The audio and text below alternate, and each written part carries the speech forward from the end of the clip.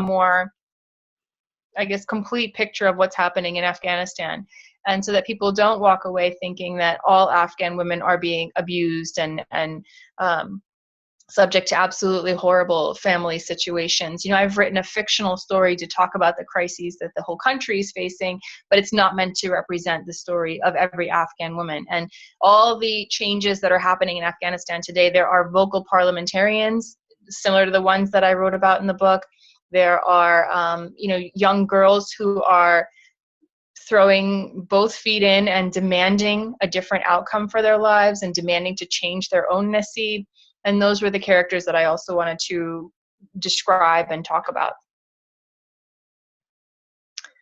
I'm going to keep going here since... Sorry, Nadia, I am here. I got disconnected. I'm very, very sorry. All right. Well, I didn't mean to go on without you. But no, I'm thrilled you did. I was like, oh no, what's going to happen? Thank you. If that happens again, please feel free. Okay. I was like, the show must go on. So yeah, I will. But unfortunately, I've lost all the questions that were in the right hand when I got disconnected. So I have no idea what was asked. Well, I have a couple more that are here. Wondering if I should be able to read any replies. Oh, I don't know how to answer that one. In our meeting, we noted that most of the women in the book had to be accompanied by a man when outside of their home or compound, but Kala Shaima was able to travel around on her own. Why is that? So, Kala Shaima sort of falls into this, and I introduced her for a specific reason, that in Afghanistan, people with disabilities, there isn't exactly the same kind of social, that delicate understanding of, using the right terminology for talking about the disabled, the differently abled, and so that level of consciousness has not arrived yet. And so people with disabilities can be shunned, they can be looked down upon, they can be given nicknames and things like that. So Kala Shaima is someone who, because of her disability, it's in a funny way, it kind of liberates her, where since she's no longer considered really marriageable, she sort of escapes some of the roles that are assigned to a woman otherwise who would be in her position. And that ends up being to her benefit. So she may not have had such a normal life and had a husband and children and all that, but she ends up being able to speak out, to travel as she wants, because she falls into almost a different category, not a typical man. She's not your typical woman. And so she's sort of in this other. I was actually totally wondering that myself. So that was a good question, Jennifer. Christy has a good question here as well. She wants to know if you're aware of any other cultures that might deem or might accept a daughter as a son, and if it's something that still occurs today in modern society. So, in reading around about this, because I was curious if it was happening anywhere else as well, it seems like it's the custom also has occurred in Pakistan, which is not surprising since Afghanistan and Pakistan are neighboring countries, and for much of that border area between the two nations, the cultures are sort of similar. And these borders have been drawn in essentially. So Pakistan being created in the 40s, but it's a country that's sort of constructed by politics. So I think the custom occurs also in parts of Pakistan. To what extent, I don't know, and I have not actually connected with any Pakistani readers or anyone who's been able to verify that for me. The other interesting nation that has a history of cross-dressing, though, is Albania. So there are the sworn virgins of Albania, and if you Google it online, there are some pretty remarkable photographs taken by a photojournalist, and they're now older women, but these are individuals who, for the same reasons as the Bachapush custom, have elected themselves to dress and live as the opposite gender. So these are women who have decided to live their lives out as men, and they've sworn to be virgins for their entire life. And so they're pretty remarkable photographs of these. They look like elderly men, they may be carrying a gun, but this is the life that they've decided that they want to lead. Wow. Hillary, who runs our Baltimore club, actually has a question. She said that the book, she had her meeting this week as well, and she said that the book group all loved the book. Good news. Hillary? She also wants to know is how Shaima? Kala Shaima. Mm-hmm. Yes. Lived. Would she have been self-supporting or somehow, or in the home of her parents? So that's a great question. In Afghanistan, it's very, very uncommon, even in today's Afghanistan, for women to live independently.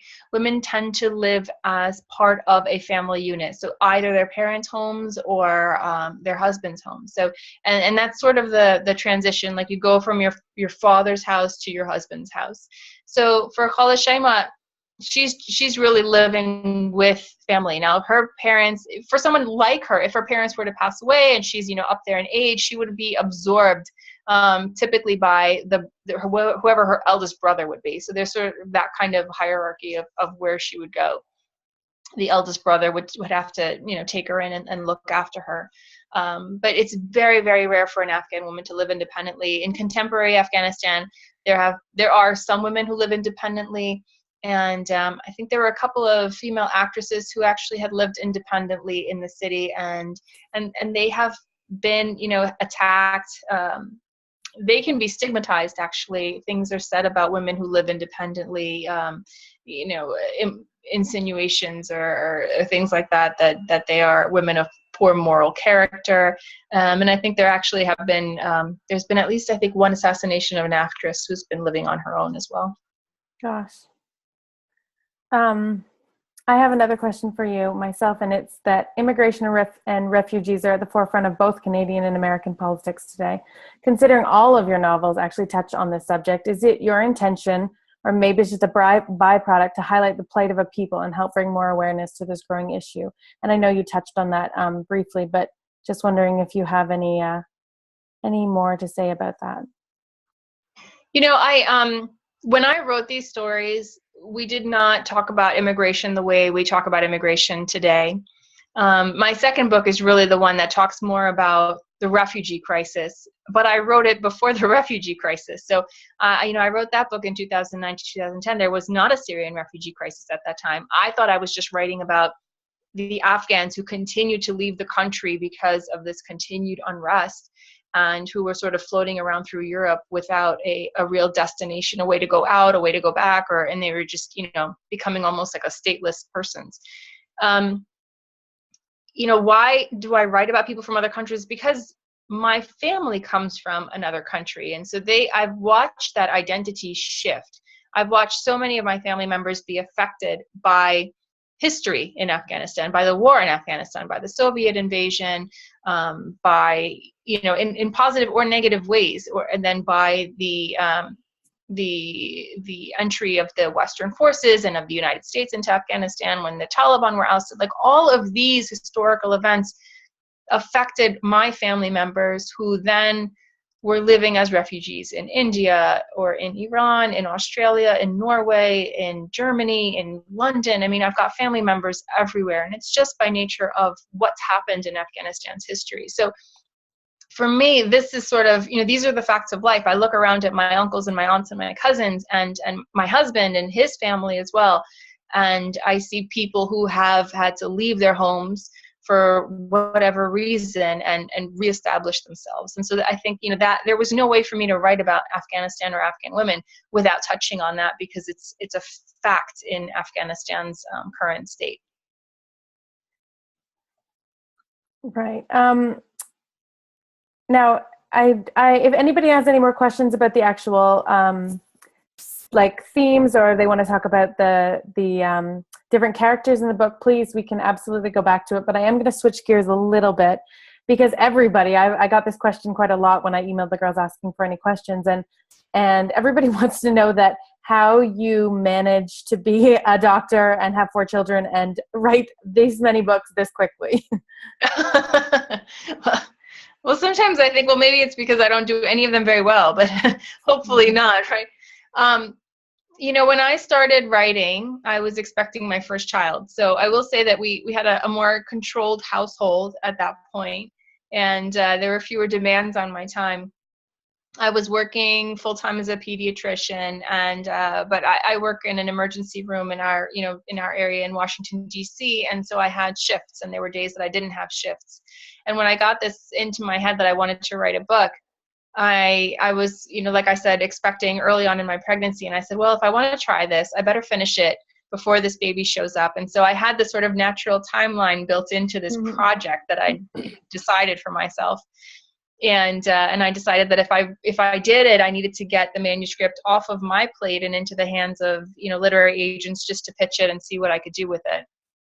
And that's what happened. So as time has gone on, I spend, then I wrote another manuscript, and that one was accepted. And so it's become where I spend more and more time now writing.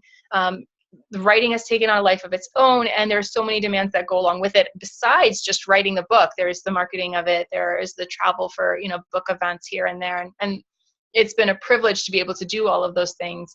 I have cut back on my time as a pediatrician, and so I've sort of taken mostly a break from it, although I do still work as a pediatrician here and there. Although I always say I have 4 kids at home. So I can tell you in this week alone, we have skipped 2 ER visits because I've been able to manage these things at home and get through them. So we're saving a little bit of copay money over there. But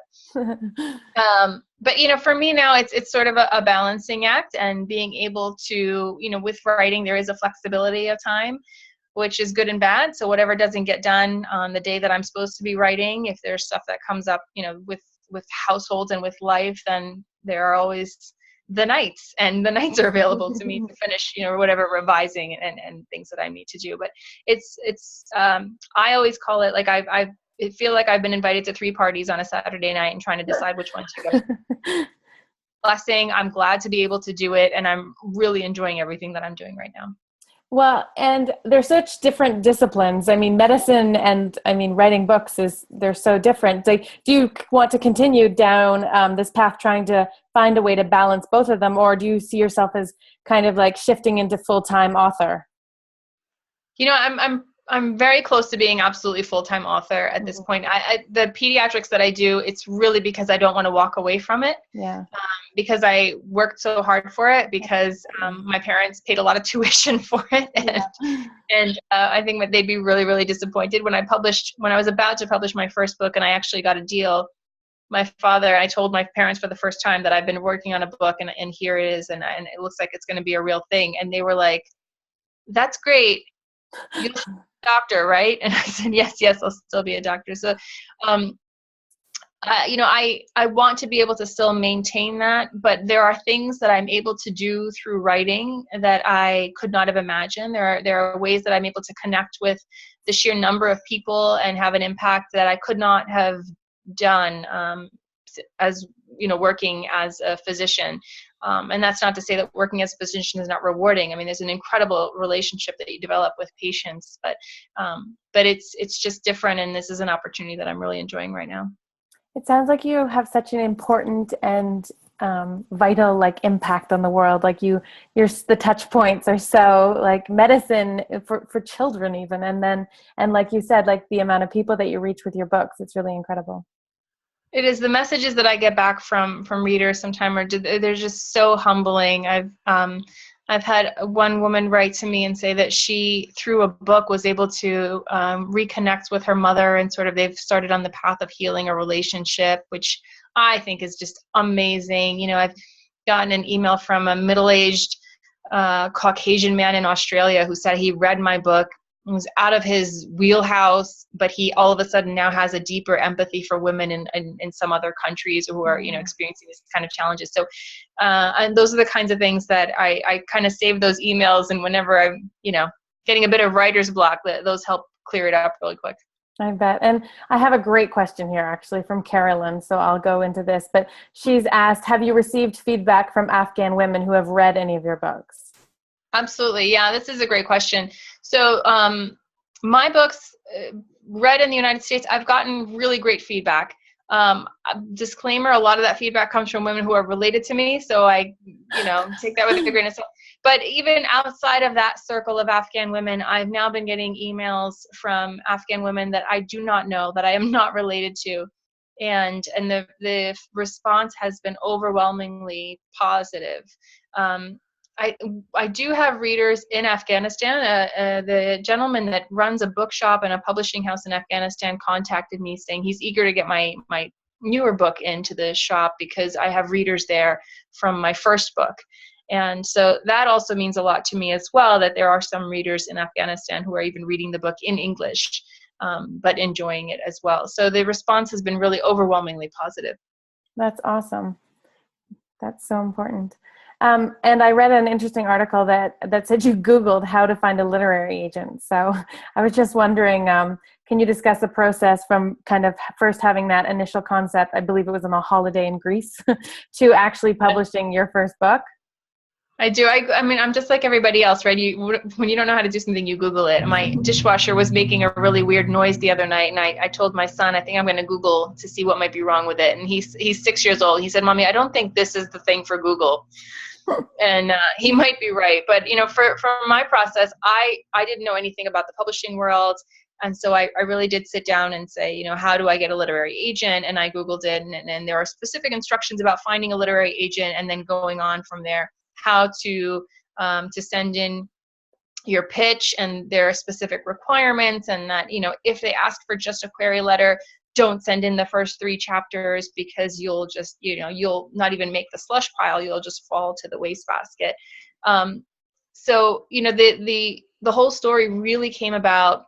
The holiday in Greece that you're mentioning was when I started hearing about the camps in Calais, the jungle, the refugee camps that were being raised.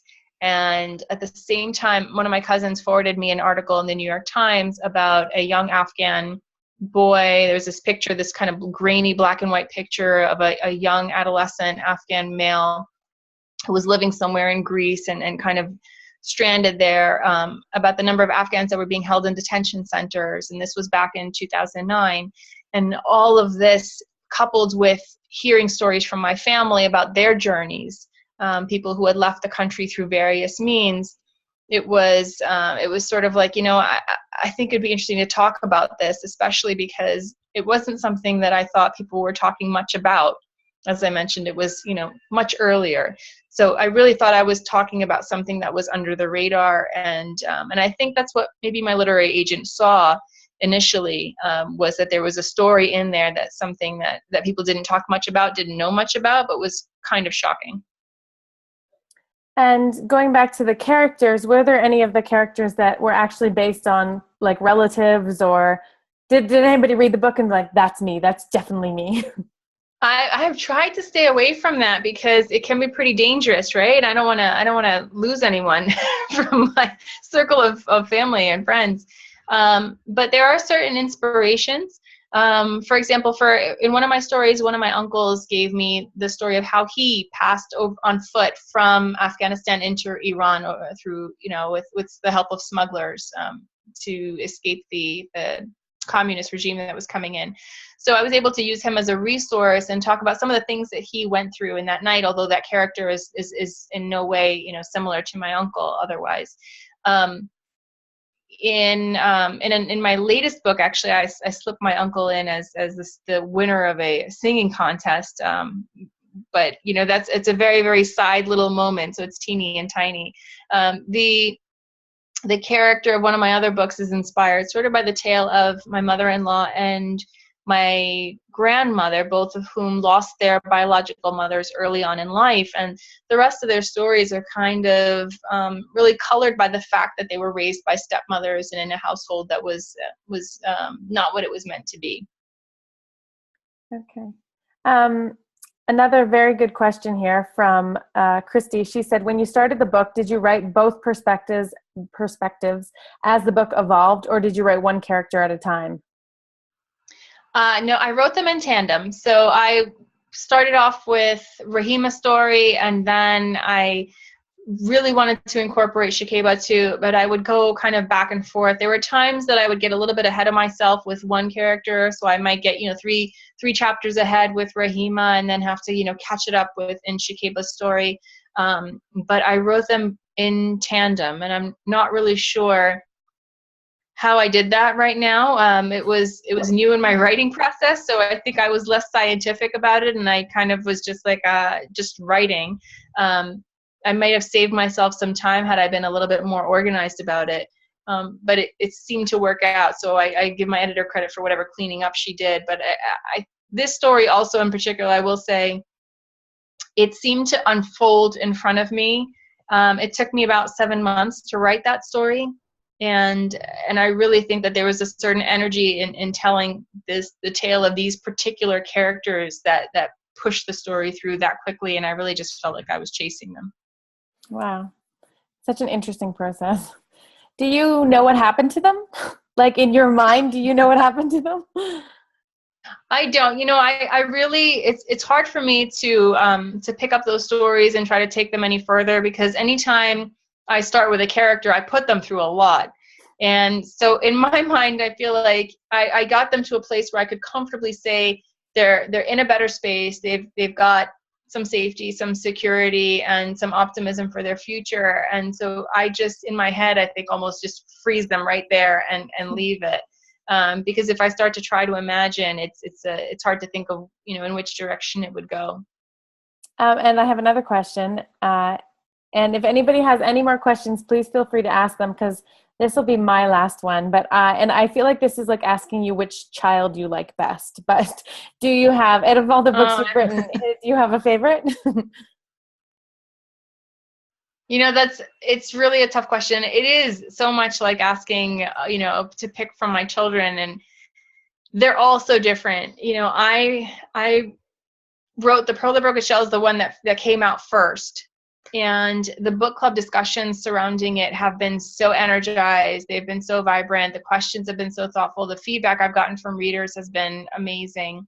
And so it's been very popular, which is really nice. So that's like my popular kid, Right. And then my second one, which is, I sort of has like middle child syndrome, where it's not as widely read, but people who do read it I've gotten amazing emails, and that's the one about the refugee family.